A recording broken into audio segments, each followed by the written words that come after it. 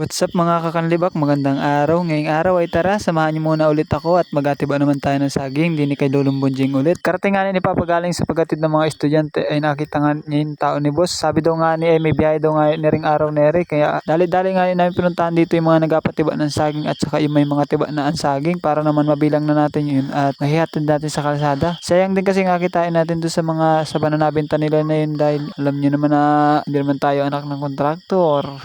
Aray ko! Yan nga ni pala guys si Chumbunjing Hos. Munta nga niyan sa bahay dahil sabi niya nga ni ay baka daw nakalimutan na may atibain doon sa bahay nila. Kaya dito sumama rin nga siya dito pabalik sa bahay nila at aturo doon niya nga ni sa akin kung alin lamang yung atibain ko. Yan nga ni pala nangyayari dito sa amin guys pag sobrang lakas lagi ng mga ulan. Nag-aalambot yung mga lupa at ito nag-ausos nga ni sila dito pababa sa may kalsada at tatabunan yung mga kanal kaya nagaputik yung daan. Ito nga ni pala guys yung dike dito sa amin. Napakalaking tulong pala nga niyan guys. Lalo na pag nag-aulanin at tagabahain. Nung nakaraan sobrang lakas ang baha dito ay buti na lang nga ni may dike hindi nakakutkutin yung lupa dito sa kabila. Dito kasi sumasalpok yun sa may kabila. Dati nung wala pa itong dike, yung kalsada dito sa amin ay nagaliit dahil nakutkot nga ng tubig yung ilalim ng lupa kaya nag-augnod kaya nagaliit yung daan kaya nahihirapan yung mga tricycle, mga motor dumaan. Kaya ngayon may dike na yan ay napakalaking tulong dito sa amin at maraming salamat sa gumawa. Dito nga na nakadating na rin nga ni tayo dito sa may malapit sa may bahay ni Chumunjing. Dito na nga ni tayo dumaan guys sa Sapa. Alam niyo naman kung bakit. Kinib nyo ba guys yung ano ay batukan ng aso nila ako, delikado. Ayaw ko magut-gut ng pampers. Dito nga ni guys, nakarating na rin nga ako dito malapit sa may bahay ni Chung Munjing. Dito nadaanan ko nga dito yun sa kanyang bilabilahan. Ito nga ni yung mga alaga niya dito, itong Likuno at saka yung Louie. Yung Louie yata dyan ay sa kanya tapos yung ay Likuno ay kay Chanita. Magkasama nga dito sa kulungan. Yan nga na isa yan sa kabuhayan niya dito. Mahirap kasi hindi na kasi siya nakakapaglukad at alam niyo naman na ano yun ay na mild stroke yun. Meron na pala guys siya dito pa ilan ditong mga puyupa dito na mga ay Likuno. Karating ko nga din sa may bahay niya, hinanap ko lang nga rin bakukoy at wala nga akong bakukoy dahil yung bakukoy na nasa bahay ay gamit ni Papa. Kaya ito pagkatapos ko dito magpalit ng damit ay dito dumiretso na rin nga ako dito sa taas. Bilis-bilisan ko nga dito maglakad na at nagadali-dali nga tayo dahil baka maiwanan nga dito yung mga saba natin. Alam niyo naman na adalin pa natin yun pa ibaba at takutin pa rin natin itong mga ito. Makalipas nga ng ilang minutong lakaran na ito nakarating na rin nga ako dito sa may sabahan niya dito at sa Kalatordanan. Ito nakakita nga ako daw dito ng isang matigas na natibay natin mamaya. Iniwan ko na nga doon sa baba yung unang saba na natin nakita natin at hanapin pa natin dito yung iba. Ito nga rin pala guys yung pangalawang saba na tibay natin mamaya. Ito na guys pala yung pangatlo. Medyo nahirapan pa nga ako maghanap nito at natabunan nga ng mga dahon niya. Buti na lang nakita natin agad. Pagkatapos ko nga dito makita lahat yung sabay ito. Sinimulan ko na din nga itong tibayin yung pangatlong saba na ito at sinetap ko lang nga dito yung camera. Nakalaki nga guys nung sabang na ito. Tiniba natin na ito. Gulpian laki ng mga piling. Tapos napakahaba pa.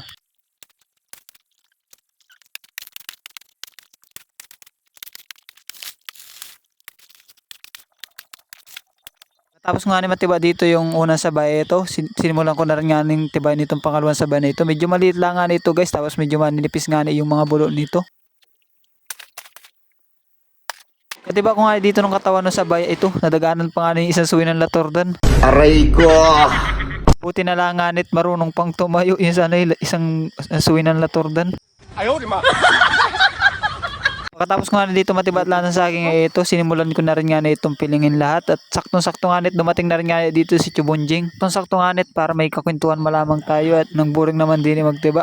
Nakakatuwa din talaga kakwentuhan yung mga matatanda yung mga hindi lang mga kalukuhan baga yung ikukwentuhan ninyo. Minsan ay may nagasalita din sila ng mga payo na may apply natin bilang mga kabataan sa ating buhay. Yung mga dapat natin gawin at saka yung mga hindi natin dapat gawin bilang mga bagong henerasyon. Siguradong marami na naman dito makaka-relate sa mga ganitong kwentuhan. Yung maaalala mo yung mga kwentuhan nyo dati ng mga lola at lolo nyo. Yung naabot na kayo ng umaga kakakwentuhan ninyo.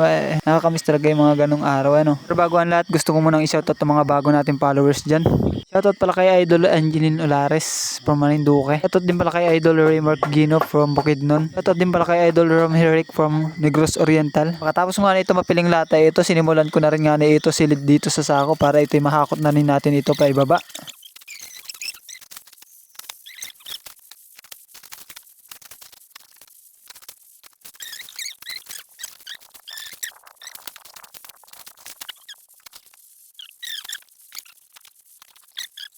Matapos ko nga na ito may silid dito sa sako, tinalian ko na rin nga na agad dito at pinasan ko na rin nga para ito mahakot na ito pababa.